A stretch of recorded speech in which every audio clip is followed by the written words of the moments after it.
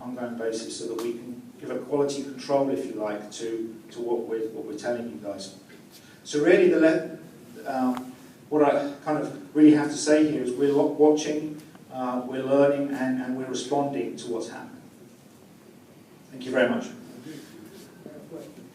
Yes, sir. Cavern number 1 does no way can be filled up. Before anything happens?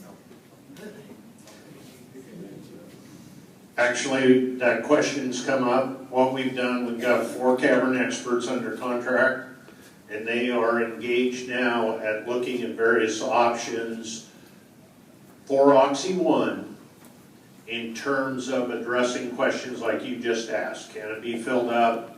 What's the best way to maintain stability in that cavern? So we've got the experts actually working on it right now. I do not have answers yet, but the question's been asked and they've been working on it. Should we expect an answer to that by the next town hall meeting? I think you should expect an answer, yes. Right now, I don't know when the next town hall meeting is, but if it's a month or so down the road, they've got a short time frame to get back with their answers, okay? That's the intent, to be able to answer those kind of questions. Getting to the worst case scenario with Oxy 1, with the blue circle that you indicated that would go past the berm, the north berm,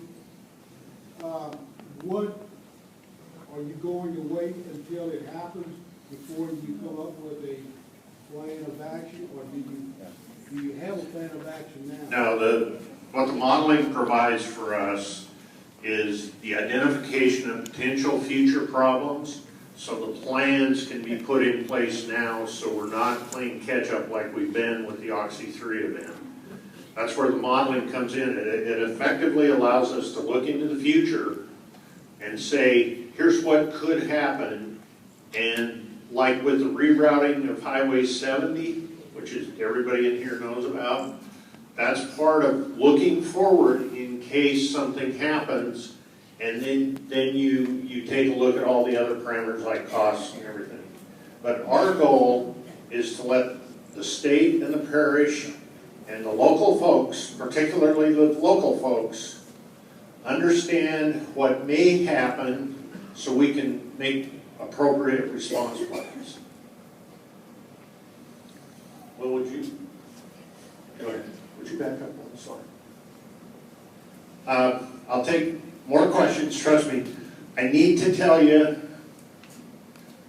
one thing. We put a microseismic array in Oxy 1. It was in Amendment 5 that we talked about last time I was out here. The microseismic array went into the Oxy 1 well. Oxy 1 well is a cavern well. And it turned out, because of gas noise in the well, that the array was not viable. It couldn't give us the sensitivity we demand to protect going forward for the long-term monitoring. So right now, once the 3D seismic is done, that array is being pulled from Oxy 1 because right now it's not providing us any additional information. We need to upgrade it. We have coverage through the surface array that Dr. Pettit just mentioned. We've still got you covered, all right? We can hear things in 3, we can hear things in 1. We can hear things out away from the salt. We've got it covered from an alert level and everything. The microseismic array is designed to improve our accuracy. In other words, get better ears in the ground than we've got right now. And so we can observe seismic activity down to depths of 6,000 feet. So the array is coming out, and a new array is being designed right now, and we're fully engaged. By the time I talk to you next, I guarantee we will have that designed, and we will be able to give you a timeline when that new enhanced microseismic array is going to be online. So that's part of being honest with you. I wish it wasn't this way. I wish it was working, but the experts looked at it, and it just, we can't make it work. So that's what's going on. Is there a difference in the salt density of 3 and 1? Not that we know of.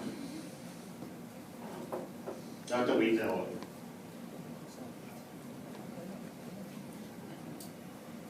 It might just be me that doesn't understand what, when you tell us that you have the technology and instrumentation down, to where you can let us know at once of what's gonna happen with three, with one, with the information that you gather on three, how far in advance, say like the last cave-in, the last sloughing off that happened, and the last birth, how much time in advance did you get the data from the time it was reported? Okay, here's how these events occur. We usually will start seeing increased seismic activity about a week ahead of time, okay? And what will happen, the micro-earthquakes, these are the real sharp things that indicate rock is breaking. What we'll see, they don't just go a few per day and then a whole bunch. What they do is they slowly increase over time. As events start increasing, Dr. Horton, Dr. Pettit are in contact with me saying, okay, seismic level is increasing, we need to watch it. At that point, we watch it literally every day, and Dr. Horton now is watching it multiple times per day, I can assure you, including 10 o'clock at night, he's watching. And what happens is they increase slowly, and once we get to somewhere about 50 micro-earthquakes per day, and this has been the pattern, then we can expect a big burp. We can't tell you when, but it's usually within days, right? So it goes like this, and once we get about 50, we know we're in for a big burp event and everything else. So when those are happening, we know within a day or two that we're probably going to have an event, and that's when we get the workers out of there and everything else. We know it's coming, we just can't tell when. And that's what we've got right now. And we look at the entire array, the array's working fine, that's what's going on. The actual burp event, we've got minutes, but it's not seconds. Now, minutes count. For example, when they're doing the seismic survey on the sinkhole next week, they're actually going to have boats out there with what's called an air gun to put the energy in there. We are going to be out there, we're going to have all our computers watching real time, because we've got minutes of warning when one of the big burp events is starting, and that should be enough time for the airboats to get off the sinkhole and everybody be safe. So we've got minutes before a big burp actually hits the surface. This is something you want to maybe other answer. Being, I've been there a long time.